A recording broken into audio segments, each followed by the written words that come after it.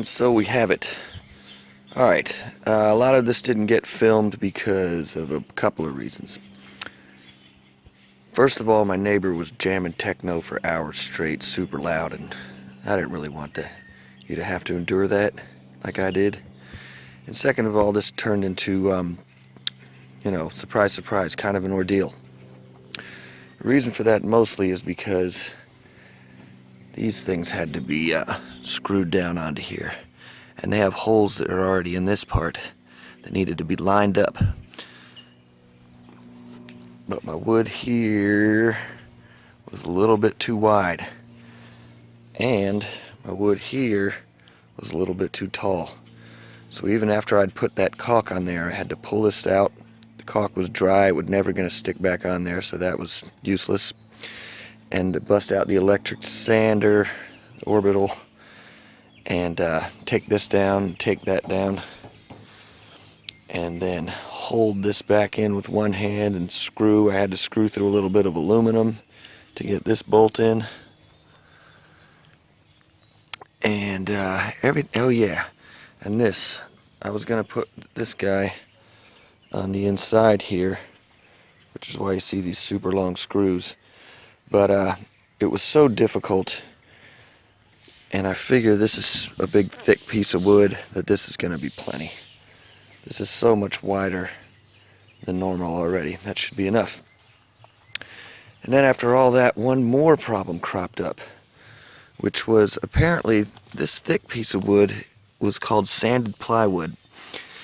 Before, I had gone to Home Depot and bought a piece of birch, which I believe is what this is. They didn't have it this time. And I think this wood is far softer. So no matter how much I screwed these things down, even with washers in particular, you screw this one down, this one becomes looser. Screw this one down, this one becomes looser. And back and forth and back and forth. But also the wood is so soft, I could just never get it to where it was satisfactorily snug. So this one wasn't as bad, I think, because this is a hard piece of wood, which is good news. So what I'm going to do, and also another problem is I'm not confident that my caulk that I put in here, silicone caulk, is waterproofing the inside of this. So once this has been sitting in the water for a while, water's going to seep in there.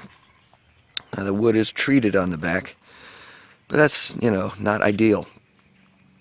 So I'm going to do a whole series of things today, and those involve taking these bolts off one at a time and putting Loctite thread locker on there, the red stuff, so no amount of motor vibration will ever cause these things to loosen up.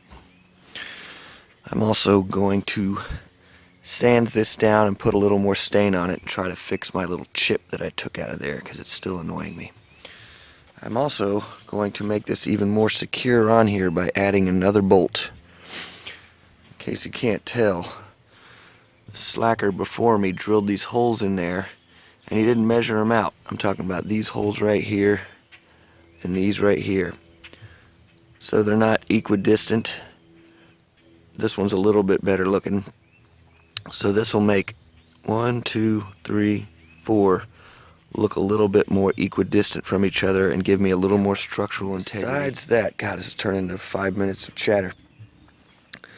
My buddy came over, he's like, oh, you call it Silver Bullet. Why'd you do that? It's because my neighbors play, besides techno, almost Bob Seger and John Cougar Mellencamp exclusively. He's like, what are you going to do, call the other boat Cougar? So I believe I'm a Stencil Cougar on. I believe this one's going to be Cougar a little later today. Alright, let's get to work. This is how I make a stencil, by the way. I get my whatever I want to make a stencil out of on Photoshop and put a piece of tracing paper over it and trace it right off the computer. If I want it bigger than that, then I have to go to Staples and get it printed. But I do the same thing. Trace it with a pencil, soft graphite, and then I flip the tracing paper over and trace that tracing. And then I flip it back over again and put it on the cardboard or whatever it is I want to cut my stencil out of, and I rub the graphite onto that cardboard, and then maybe I'll even draw over that again, and then I'm ready to cut my stencil, as you shall soon see.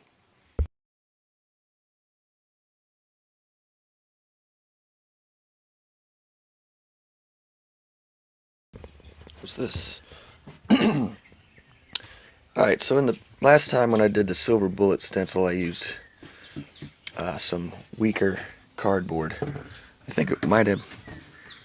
Actually, this is better. I might use this after all. It was really cheap, the last stuff I used. So I was thinking about using this stiffer stuff. I think I'm going to go back to Modelo. And what I'm going to do after I get my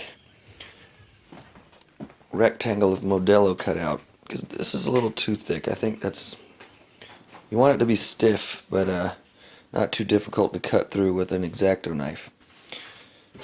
The next phase is, having traced it on this side, trace it like this, turn it over, trace it again, then you put it on your cardboard, and all you gotta do is rub it like this, and boom, you'll have your design on there, and you'll be ready to cut.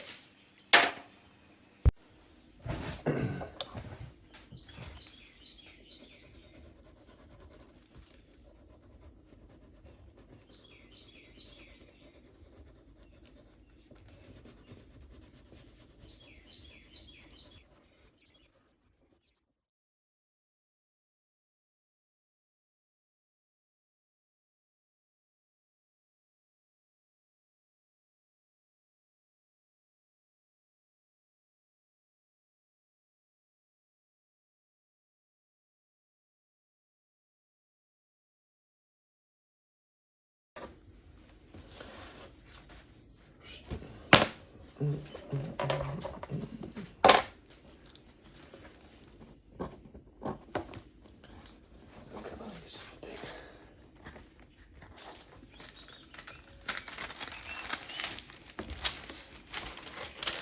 don't know if you can see that, it's pretty light. So we'll draw back over it again before we cut.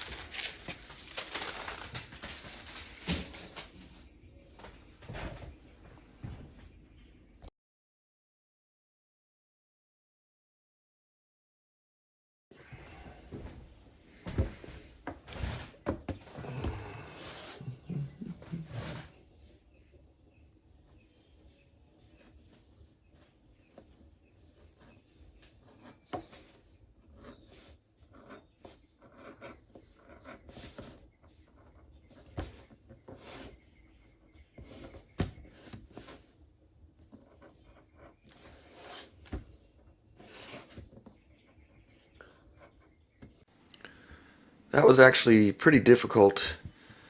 The cardboard on a Modelo 18 pack is pretty sturdy. So you know, tape this to the side of the boat wherever I want it, spray paint over it, fine. But what also helps is the secret weapon, double-sided tape. In particular, it will have to be on the other side of this for my G. All you do is just put a piece on there and take some scissors and cut around it. Goes right where you want it. And on the other side of this is the paint on side. I'll put double stick tape all around here just to help a little bit. I might put a little piece on the other side of that. Certainly on the other side of that. So it's held down, you know, as best as possible.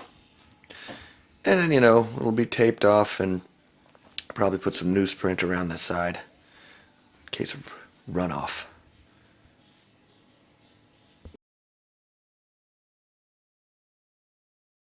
So we're about to spray. The cardboard is sticking very far off of the boat, which is bad. It does have double stick tape. I'm going to smush it down with my hands, and then I'm going to go for it. Will it be overspray? Almost certainly, but it's the best we could figure out how to do.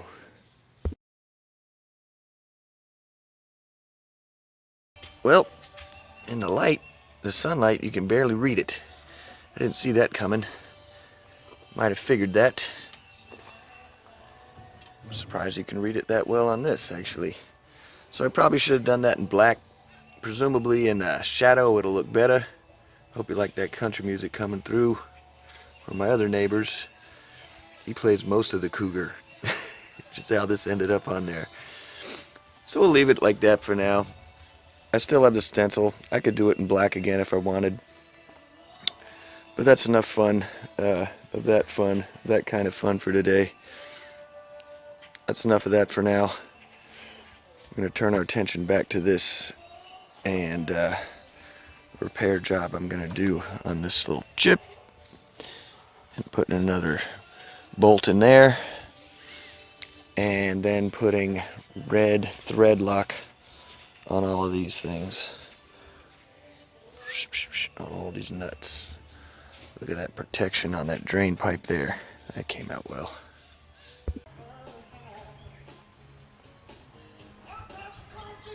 Yeah.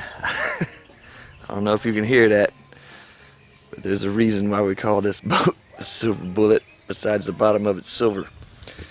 Alright, I put another bolt in right here. The drill went right through the aluminum so easily. I don't know why I thought that was going to be hard. Still looks weird. 3 bolts on this side, 4 on that side. You really can't help with the people before you do. That's stupid. Or lazy. Or stupid and lazy. Took all these out. Uh-oh, there's a little leftover thread locker. Well, every one of these bolts has thread lock on it now. So I doubt they're going anywhere. This thing's as sturdy as could be. Drain pipe protected. Time to move on to the next portion, which would be the bow. Maybe I'll drop some glovit in there. Probably not necessary. Try not to overthink these things. And this guy, now that it's in the shade, looks really cool. So we're just going to leave it just like that.